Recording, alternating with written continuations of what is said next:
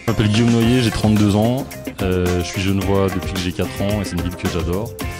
J'ai fait mes études à Lausanne, l'école hôtelière à Lausanne, où je me suis spécialisé en finance et en gestion d'entreprise. Je constate un peu dans ma vie aujourd'hui, c'est que le monde du travail, de l'entrepreneuriat et donc un peu la rigueur de ce monde-là rencontre le monde de l'art, de la programmation artistique et des festivals, différentes choses, et que donc je m'y retrouve complètement aujourd'hui parce que dans mon activité professionnelle je suis employé à 50% dans une association qui s'occupe de la programmation du festival Voix de Fête, 50% dans un club relativement connu qui s'appelle le Chat Noir à Carouge.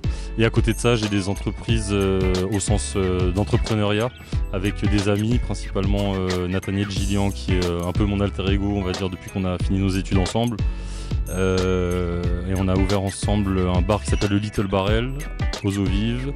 Et depuis quelques semaines maintenant, avec sa compagne, le Café des Philosophes dans le quartier de Plainpalais. Voilà.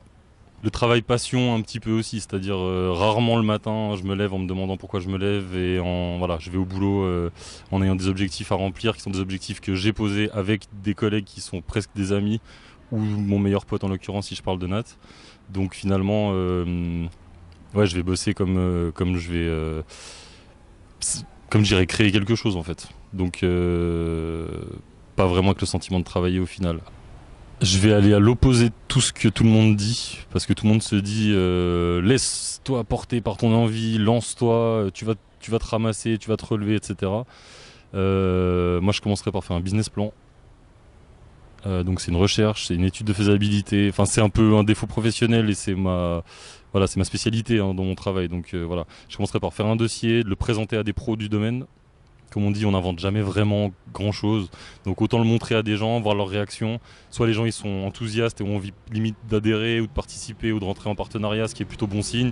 Si les gens sont très frileux ou soulignent des défauts, bah autant les apprendre avant d'avoir engagé ses premiers fonds dedans. Et voilà, je commencerai par là, et si le premier business plan porte pas ses fruits, le remanier ou en changer, et de se lancer quand toutes les étoiles sont quand même un petit peu alignées. La passion pour la musique, elle s'est déroulée en plusieurs étapes. D'abord, oui, la famille, parce que mes parents écoutaient beaucoup de musique, très chanson française du côté de ma mère, très, voire exclusivement musique classique du côté de mon père. J'ai fait du violon depuis l'âge de 8 ans je crois jusqu'à 16 ou 17 ans, donc j'ai fait pas mal de classiques. C'est-à-dire dans ma vie secrète d'adolescent de l'époque, j'étais plus vraiment là-dedans, j'étais dans le rap à mort. Donc j'ai fait plus de 10 ans de rap dans différents petits groupes locaux pour qui c'est resté, pour moi aussi d'ailleurs, que des hobbies. Mais on se voyait quand même 1 à 2 fois par semaine dans ce but-là. C'était du rap conscient, ça s'appelle, donc très tourné sur le texte. J'ai toujours eu envie un jour de soit écrire un bouquin, soit faire un album. Donc ce qu'on peut me souhaiter avant mes 60 ou mes 70 ans, c'est que j'ai eu les couilles de faire soit un bouquin, soit un album.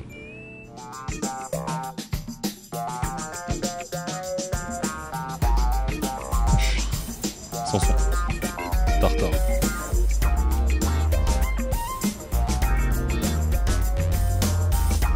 Les deux, pas à la même heure.